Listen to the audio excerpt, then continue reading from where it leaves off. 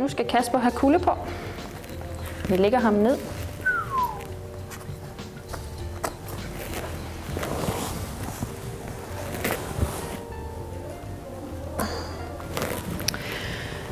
Vi bruger kulde meget, og især de første par dage efter en operation.